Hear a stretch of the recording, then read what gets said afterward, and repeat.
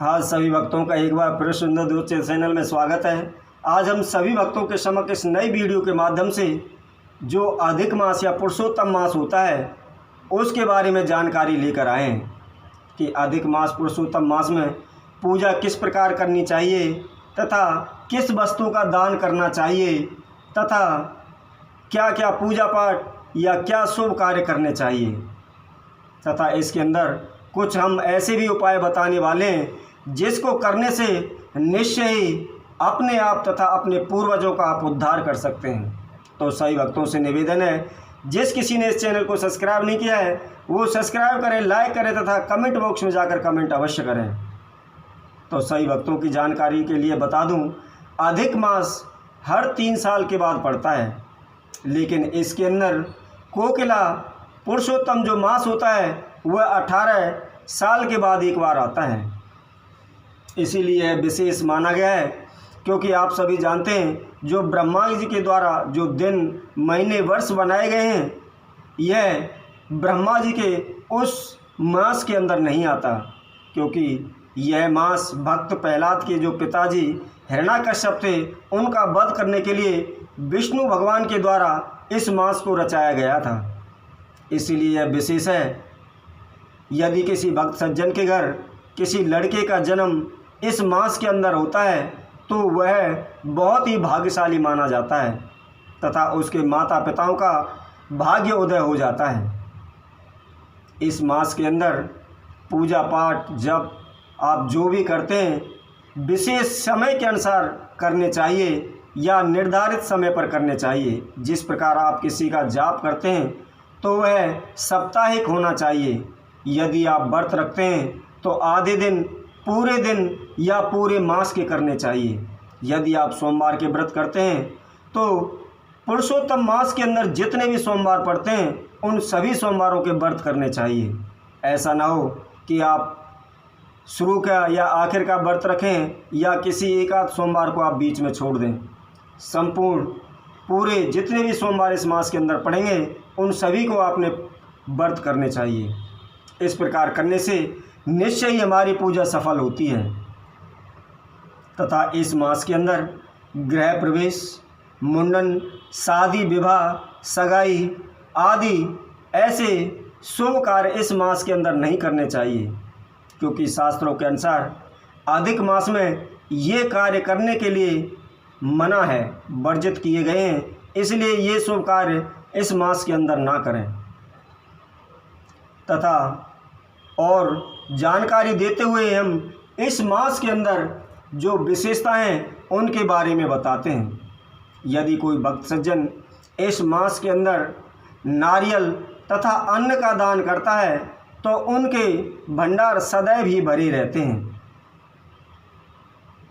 आप सभी की जानकारी के लिए मैं बताता हूं कि यदि कोई भक्त सज्जन पुरुषोत्तम मास, अधिक मास, मल मास के अंदर किसी कांसे के बर्तन में 33 मालपुआ रखकर पूजा पाठी ब्राह्मण या मंदिर में दान करता है तो इससे निश्चित ही उन्हें विशेष धन धान्य आदि का आशीर्वाद प्राप्त होता है। ऐसा करने से उनके सभी पूर्वजों की तथा अपने द्वारा जीवन में जो भी बुरे कर्म किए हैं वो सभी नष्ट हो जाते हैं। अब 33 की संख्या के बारे में हम आपको विवरण देते हैं, क्योंकि इस मास के अंदर जो 30 दिन होते हैं उसी के आधार पर प्रत्येक दिन का एक मालपुआ दान करने से 30 मालपुए का दान होता है। और जो 31वां पुआ दान किया जाता है उसके अंदर, क्योंकि आप सभी जानते हैं कि हमारे धर्म के अंदर हम अपनी लड़की की, पुत्री की जहाँ कहीं भी शादी करते हैं तो उसके घर के कोई भी खाना, पानी या चाय पीना वर्जित बताया गया है।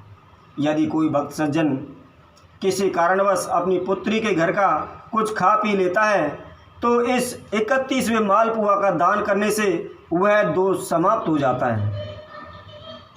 उसी तरह जो 32वां मालपुआ का दान करता है तो उससे जो हमारे पूर्वज नरकों के अंदर होते हैं तथा जो भी जिस प्रकार आप सभी जानते हैं कि हमारे धर्म के अंदर जो किसी का मृतक सूतक होता है, किसी के घर किसी की डेथ हुई हो तो उस घर में पातक होता है, किसी के बच्चा हुआ हो तो उस घर में सूतक होता है। तो ऐसे घर का खाने का हमारे शास्त्र में वर्जित है। क्योंकि आप सभी को बता दूं कि इस तरह का किसी के घर में सूतक पातक लगा हुआ हो तो उस घर का जल पान ग्रहण नहीं करना चाहिए, कुछ भी खाना नहीं चाहिए। यदि कोई साधु भी आता है तो उसको भी उस घर से किसी भी वस्तु का दान नहीं देना चाहिए। ऐसा करने से हम पाप के भागी होते हैं। तो इसीलिए यदि कोई मनुष्य किसी सूतक पातक के घर में कुछ खा पी लेता है तो वह दोष इस 32वें मालपुआ का दान करने से समाप्त हो जाता है। उसी तरह जो 33वां मालपुआ का दान हमने बताया है उसको करने से यदि कोई भक्त सज्जन ब्राह्मण या अपने गुरु के घर का जो भी दाना पानी अन्न खाया हुआ है उसका जो भी दोष भार हमारे ऊपर होता है वह समाप्त हो जाता है।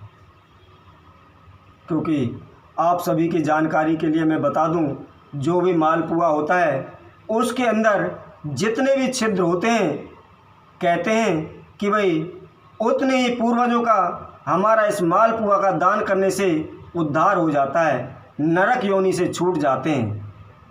तो इसी कारण से इस मल मास के अंदर जो कांसे का बर्तन होता है उसके अंदर 33 मालपुए बनाकर अवश्य दान करें।